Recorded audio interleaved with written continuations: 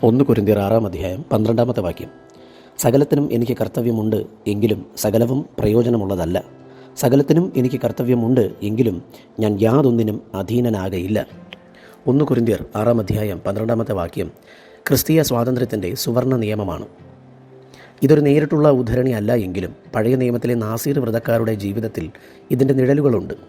സംഖ്യാപുസ്തകം 6 അധ്യായം 1 മുതൽ 4 വരെയുള്ള ഭാഗത്ത് വീഞ്ഞും ദ്രാക്ഷാരസവും കുടിക്കുന്നത് എല്ലാവർക്കും ലഭ്യമായ അഥവാ അനുവദനീയമായ കാര്യമായിരുന്നു. എന്നാൽ ദൈവത്തിനായി വേർതിരിക്കപ്പെട്ട ഒരു നാസീർ വ്രതക്കാരന് അത് ഗുണകരമല്ലായിരുന്നു. സദൃശവാക്യങ്ങൾ 25 അധ്യായം 28 വാക്യത്തിൽ സ്വന്തം മനസ്സിനെ അടക്കാത്തവൻ മതിലില്ലാതെ തകർന്നു കിടക്കുന്ന പട്ടണം പോലെയാകുന്നു എന്ന് എഴുതിയിരിക്കുന്നു.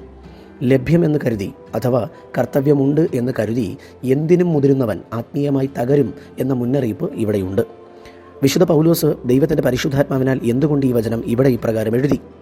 കൊരിന്ത്യ സഭയിലുള്ളവർ എനിക്ക് എല്ലാം ചെയ്യാം എന്ന ഒരു മുദ്രാവാക്യം തെറ്റായി ഉപയോഗിച്ചിരുന്നു.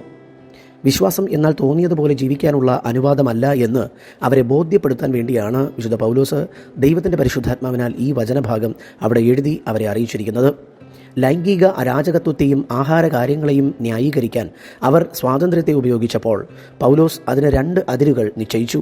1 പ്രയോജനമുള്ളത്, 2 അടിമത്തമില്ലാത്ത അവസ്ഥ. ഈ വാക്യത്തിൽ നിന്നും നാം മനസ്സിലാക്കേണ്ട ചില സത്യങ്ങൾ അഥവാ നമ്മുടെ ജീവിതത്തിൽ പകർത്തേണ്ട പ്രായോഗിക കർത്തവ്യങ്ങൾ ഇവയൊക്കെയാണ്. 1, ഒരു കാര്യം തെറ്റല്ല എന്നതുകൊണ്ട് മാത്രം അത് ചെയ്യരുത്. അത് എൻ്റെ ആത്മീയ വളർച്ചയ്ക്കും സഭയ്ക്കും ഗുണകരമാണോ എന്ന് ചിന്തിക്കുക. ഉദാഹരണത്തിന്, സമയം കളയുന്ന വിനോദങ്ങൾ, സമയം കളയുന്ന സോഷ്യൽ മീഡിയ പ്ലാറ്റ്ഫോമുകളിലുള്ള നമ്മുടെ ഉപയോഗങ്ങൾ. 2, മദ്യം, മയക്കുമരുന്ന് എന്നിവ മാത്രമല്ല, നമ്മുടെ സ്വഭാവത്തെയോ ചിന്തയെയോ നിയന്ത്രിക്കുന്ന ഏത് ശീലവും അത് നല്ലതാണെങ്കിൽ പോലും നമുക്ക് ദോഷമാണ്. ക്രിസ്തുവിനല്ലാതെ മറ്റൊന്നിനും നാം അടിമകൾ ആകരുത്.